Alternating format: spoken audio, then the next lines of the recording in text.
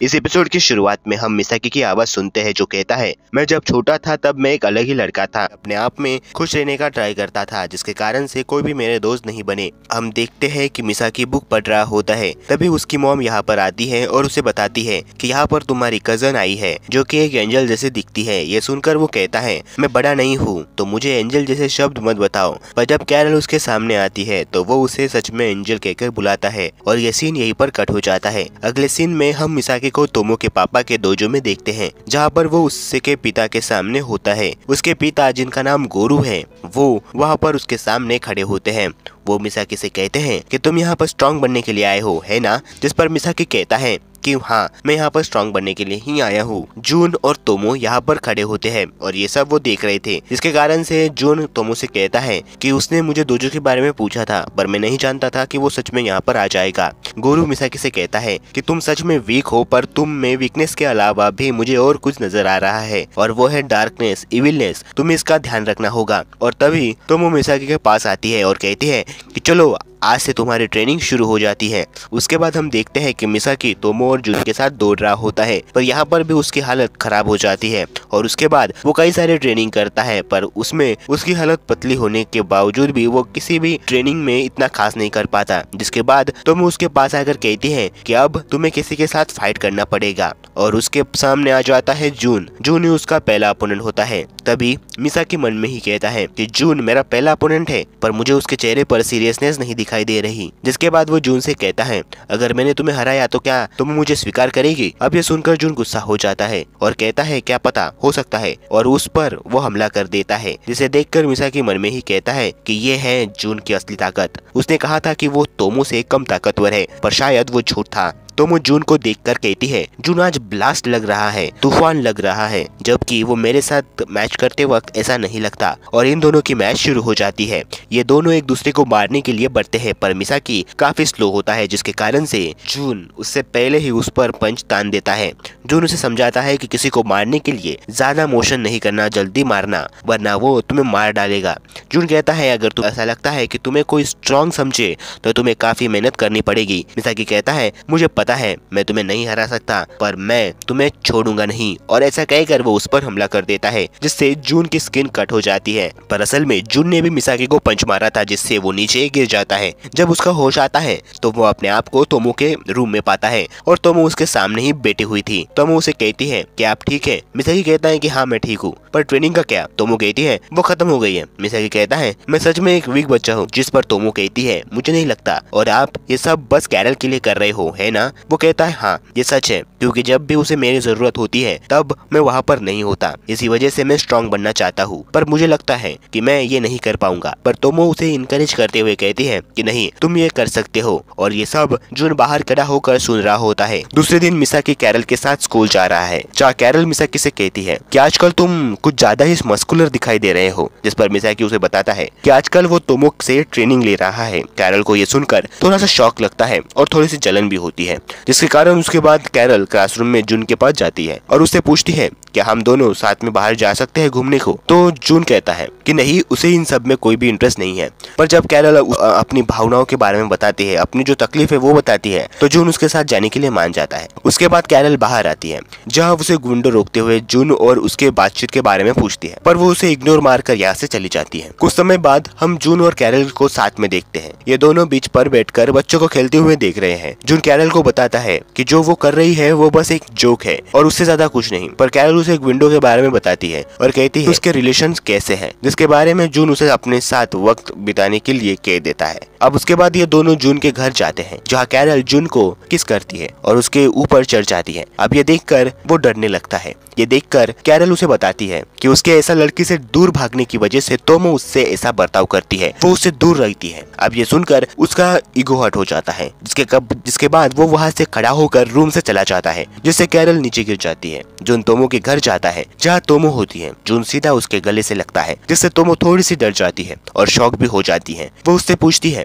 कि उसके साथ क्या हुआ। जून उससे बताता है कि उसके साथ ये सब हुआ जो कैरल के साथ उसने घटा था। और उसके बाद तोमो समझ जाती है कि जून को अब मानना ही होगा कि तोमो एक लड़की है। पर तभी यहाँ पर कैरल आती है, जिससे जून डर जाता है। कैरल उनसे हेलो कहती है और उनसे इन सब के लिए माफी मांगकर यहाँ से चली जाती है। और तोमो और जून उसे जाते हुए देख रहे थे। उसके बाद अगले दिन स्कूल में कैरल और विंडो छत पर बातें कर रहे थे, जहाँ कैरल उससे माफी मांगती है कि उसने जून के साथ ऐसा किया। पर विंडो उसके चेहरा पकड़ लेती है और वो डिसाइड करती है कि वो मिसाकी और कैरल के बीच सब कुछ सही कर देगी। उसके बाद वो मिसाकी से बात करती है कैरल के बारे में। ये सुनकर वो थोड़ा डर जाता है और झूठ बोलने लगता है। विंडो उससे पूछती है कि वो कैरल को पसंद करता है। पहले तो वो नहीं मानता, पर जब विंडो उससे ज्यादा ही पूछती है तो वो उसे कह देता है कि कैरल को वो पसंद करता है। विंडो समझ जाती है कि इन्हें आपस में मिलाने के लिए उसे कैरल को रुलाना पड़ेगा और वो ऐसा ही करती है। वो कैरल को बता देती है कि मिसाकी उसे पसंद नहीं करता क्योंकि वो उसे लड़की समझता ही नहीं है। अब ये सुनकर वो रोते रोते अपने घर चली जाती है, जिसके बाद मिसाकी को ये सब पता चलता है और वो उसके घर चला जाता है उसे देखने के लिए। पर वहाँ उसका स्वागत कैरल की मॉम करती है और वो उसे अपने सर से एक जोरदार टक्कर दे देती है। जिसके बाद वो मिसाकी को बताती है कि कैरल अपने रूम में है। जिसके बाद मिसाकी उसके कमरे में जाता है और वो देखता है कि कैरल काफी ज्यादा सदमे में आ गई है और वो जोर जोर से रो रही है। जिसके बाद वो उससे समझाने की कोशिश करता है, पर कैरल उसे मारने लगती है और रोने भी लगती है। जिसके ये हालत देखकर वो उसे अपनी फीलिंग बता देता है कि वो उससे प्यार करता है। जिसके बाद कैरल मिसाकी को किस करने के लिए उसके पास बढ़ जाती है, पर उसकी मॉम उन्हें रोक देती है। जिसके बाद मिसाकी और कैरल की मॉम बैठकर बातें करने लगते हैं। उसकी मॉम कहती है, क्या ये सच है? जिस पर मिसाकी कहता है, मुझे बस इतना ही पता है कि मुझे कैरल को खुश रखना है। उसकी मॉम कहती है कि उसे लगता है कि प्यार से लोग बदल जाते हैं, पर मिसाकी उन्हें यकीन दिलाता है कि वो हमेशा उसका दोस्त रहेगा। उसके दूसरे दिन कैरल स्कूल में रैबिट के नकाब पहन कर आती है, जिसे देखकर तोमो और विंडो शॉक होते हैं। कैरल विंडो के पास जाती है और अपना मास्क निकालकर उसे किस करती है और कहती है कि थैंक्स। उसी दिन सभी स्टूडेंट को बाहर ग्राउंड पर बुलाते हैं, जहां जून तोमो से कहता है कि आज हमारी मैराथन है और उसमें मैं सबसे तेज दौड़ूंगा, क्या तुम मुझसे बेट लगाना चाहती हो? तोमो इस बेट को एक्सेप्ट कर देती है। उसी भीड़ में वो कैरल विंडो होती है और वहाँ पर तानाबे है, जो कि विंडो को देखकर अपनी तरफ आकर्षित करने के लिए कुछ अलग ही बर्ताव कर रहा होता है, पर विंडो उसकी तरफ ध्यान नहीं देती और तभी वहाँ पर मैराथन शुरू हो जाती है। इसके बाद जून और तोमो एक दूसरे से बातें करते करते दौड़ना शुरू कर देते हैं और कैरल विंडो आराम से चलना शुरू करती है, पर उनके टीचर उन्हें दौड़ने के लिए कहती है। दूसरी तरफ तोमो और जून एक दूसरे को ताने मार रहे थे कि उनसे कौन ज्यादा ताकतवर है, कौन ज्यादा तेजी से दौड़ेगा, पर तभी टीचर उनसे आगे चली जाती है, जिससे इन दोनों की सटक जाती है और ये दोनों उनके स्कूटी का पीछा करना शुरू करते हैं। कुछ समय बाद लड़कियों के लिए बनाए गए ट्रेनिंग पॉइंट के पास वो आ जाते हैं। जून को ये देखकर लगता है कि तोमो यहाँ से ही वापस चली जाएगी, पर तोमो उस लाइन को देखती तक नहीं, क्योंकि उसे जून के साथ कम्पीट करना है और वो भी बराबरी का मुकाबला चाहती है, जिसे जून मान जाता है। दूसरी तरफ मिसाकी उसके कुछ दोस्तों के साथ दौड़ रहा होता है और वो अपनी नई एबिलिटी को टेस्ट कर रहा था, पर तभी वो देखता है कि तोमो और जून उसकी तरफ ही आ रहे हैं। उन्होंने टर्निंग पॉइंट पार कर लिया है और वो अब वापस जा रहे हैं। जून और तोमो एक दूसरे को पीछे करने के लिए कोशिश कर रहे थे। तभी जून तोमो के आगे चला जाता है, पर जून नोटिस करता है कि तोमो उसके पास नहीं है। वो पीछे देखता है तो उसे तोमो नीचे गिरी हुई दिखाई देती है। जून इसके पास जाता है और वो तोमो को देखता है। तभी उसे पता चलता है कि तोमो को बहुत तेज बुखार है और वो समझ जाता है कि कल रात उसने काफी ट्रेनिंग की है, जिसके कारण उसे इतना सारा बुखार आ गया है। उसके बाद वो तोमो को अपनी पीठ पर लेटाकर उसे स्कूल की तरफ लेकर चला जाता है और जब तोमो की आंखें खुलती है तो वो अपने आप को नर्स के ऑफिस में पाती है स्कूल में, और वो अपने पास कैरल को देखती है और उसके सामने एक विंडो होती है। विंडो होती है। कुछ समय के बाद यहाँ पर जून आ जाता है, जिसे देखकर विंडो तोमो से कहती है कि यही सही वक्त है तुम्हारे पास। ऐसा कहकर वो कैरल को लेकर यहाँ से चली जाती है। जून और तोमो यहाँ अकेले ही होते हैं, जिसके बाद जून उसे बताता है कि वो इस कंपटीशन को जीत गया है और तोमो भी जीत गई है। ये सुनकर तोमो भी खुश हो जाती है। जून कहता है कि तुम्हारी मॉम गाड़ी लेकर आ गई है और वो उसे चलने के लिए कहता है, पर तभी तोमो उसे आवाज लगाती है और कहती है कि मैं नहीं चल सकती, तो तुम मुझे उठा कर ले चलो। अब ये सुनकर जून पहले तो सोचता है, पर और कोई रास्ता नहीं देखकर वो उसे उठाकर कार में लेकर चला जाता है। जिसके बाद तोमो अपने घर के लिए निकल जाती है। तभी यहाँ गोरू आता है और जून से तोमो के बारे में पूछता है कि तोमो कहाँ गई है। जून उसे इशारा कर कहता है कि वहाँ जून की कार गई है और गोरू उसकी तरफ दौड़ने लगता है और जून उसे सिर्फ देख ही रहा होता है। अगले दिन तोमो के घर में जून जाता है उसे देखने के लिए, जहाँ पर तोमो अब पूरी तरीके से ठीक हो चुकी है।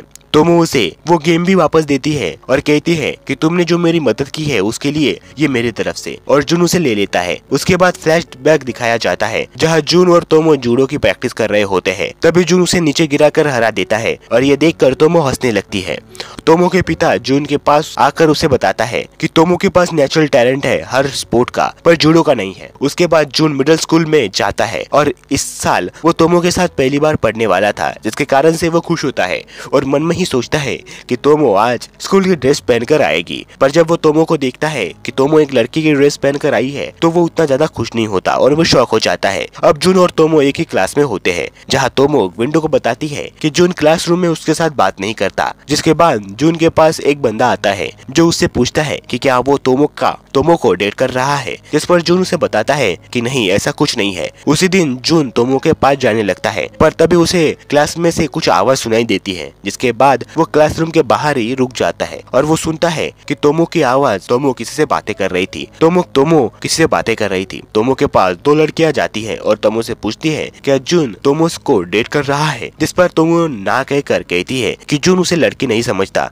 अब ये जून सुन लेता है, जिसके कारण से उसका दिल टूट जाता है और वो दूसरे दिन जब तोमो उसे आवाज देती है तब जून उसे इग्नोर मारकर वहाँ से चला जाता है। जिसके बाद तोमो को काफी अजीब लगता है और उस दिन से वो तोमो से बात करना बंद कर देता है, जिससे तोमो उससे ज्यादा ही परेशान हो जाती है। पर तोमो उससे कुछ नहीं कहती और वो भी उसकी बात मान जाती है कि उससे कुछ बात नहीं करनी तो वो उससे बात क्यों करे। और कुछ समय ऐसे ही बीत जाते। जून को अब उसकी गलती का एहसास हो गया है और वो तोमो से माफी मांगने की हिम्मत करने वाला होता है, पर उसकी हिम्मत नहीं होती और वो बस कोशिश कर रहा होता है। दूसरी तरफ हम गिंडो को देखते हैं जो भी तोमो से अब दूर रहती है, क्योंकि उसके हिसाब से तोमो उससे काफी स्ट्रांग है, जिसके कारण उसके साथ हैंग आउट करना काफी रिस्की हो जाता है। उसी दिन वो जून को देखती है जो अकेला बैठकर खाना खा रहा होता है और वो सोचता है कि अगर उसे तोमो से माफी मांगनी हो तो पहले उसे कुछ प्रैक्टिस करनी होगी और उसे किसी के साथ डेट पर जाना होगा, अपनी गर्लफ्रेंड बनानी पड़ेगी। तभी उसके पास बैठने के लिए एक विंडो आती है और वो उसे समझाती है कि बस अपने आप को कोसना बंद करो और खुश रहो। वो यहाँ से जाने के लिए निकलती है, पर जून उसे रोकता है और उसे प्रपोज करता है और विंडो भी उसे हाँ कर देती है। उसी शाम वो अपने घर जा रहे थे। विंडो जून से कहती है कि हमारी रिलेशनशिप हम अच्छे से रहेंगे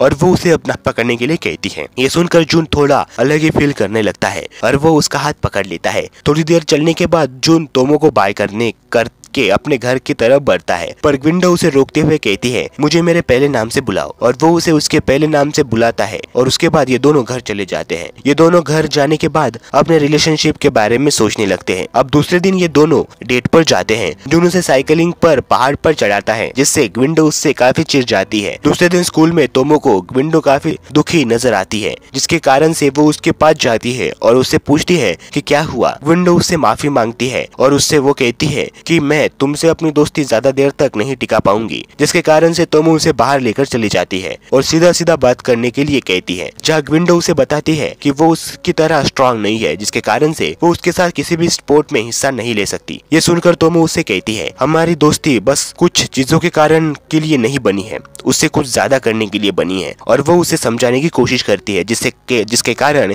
विंडो उससे हंसते हुए कहती है कि हमें एक दूसरे के साथ ज्यादा वक्त बिताना चाहिए। उसके बाद विंडो जून के पास जाती है क्योंकि उसे उसके साथ ब्रेकअप करना था। वो उसके पास जाती है, पर वो कुछ कई बातें उससे पहले ही जून उससे कहता है कि उससे विंडो के साथ ब्रेकअप करना है, जिससे विंडो शॉक हो जाती है। उसी दिन जून अपने अंदर जोश भरकर तोमो के साथ बात करने के लिए उसके पास जाता है और वो लॉकर के एरिया में आ जाता है और वो तोमो के साथ घर जाने के बारे में उससे पूछता है। तोमो ये सुनकर अचानक से रुक जाती है और वहाँ से वो चली जाती है और जून उसके पीछे चलना शुरू करता है, पर ये दोनों एक दूसरे से बात नहीं करते। जून उससे आवाज लगाता है कि तोमो तुम्हें क्या हुआ, तुम मुझे इग्नोर क्यों कर रही हो। अब ये सुनकर तोमो रुक जाती है और उसे जोरदार पंच मार देती है और गिरा देती है। वो उससे पूछती है क्या कहा तुमने, मैं तुम्हें इग्नोर कर रही हूँ, और वो जो तुम 4 सालों से मुझसे बात ही नहीं कर रहे वो क्या। तोमो बात करते हुए रोने लगती है। जून उसे समझाने की कोशिश करता है, पर तोमो उसकी बात न सुनकर उसको और एक पंच मार देती है और कहती है कुछ तो कहो कि तुमने मेरे साथ बात करना क्यों बंद कर दिया। जून उसके बाद उसे बताता है क्योंकि हमारे क्लास के सभी लोग हमारे रिलेशन के बारे में कुछ अजीब भी बातें कर रहे थे, मुझे लगा कि इससे तुम्हें काफी तकलीफ होगी, इसी वजह से मैंने अपने आप को तुमसे दूर कर लिया। ये सुनकर वो गुस्से से कहती है मुझे किसी की कोई परवाह नहीं है, वो क्या सोचते हैं, पर तुम्हें ऐसा नहीं करना चाहिए था। जून उसकी तरफ सिर्फ शौक के साथ देख रहा होता है। तोमो उससे कहती है अब आगे क्या? जून कहता है अब हम पहले जैसे ही रहेंगे। तोमो कहती है हाँ, सबसे अच्छे दोस्त की तरह। और जून ये सुनकर उसके कंधे पर हाथ रख देता है और ये दोनों चलने लगते हैं और यही कट हो जाता है और समय फिर से प्रेजेंट में आ जाता है। जून अभी भी तोमो को ही देख रहा होता है और वो मन में ही कहता है तुम अब भी वैसे ही हो, एकदम क्यूट। और यहीं पर ये एपिसोड भी खत्म हो जाता है। अगर आपको ये एपिसोड पसंद आए तो प्लीज सब्सक्राइब कर देना, और अगर पसंद ना आए तो कोई बात नहीं, फिर मिलेंगे एक नए एपिसोड के साथ। तब तक के लिए बाय।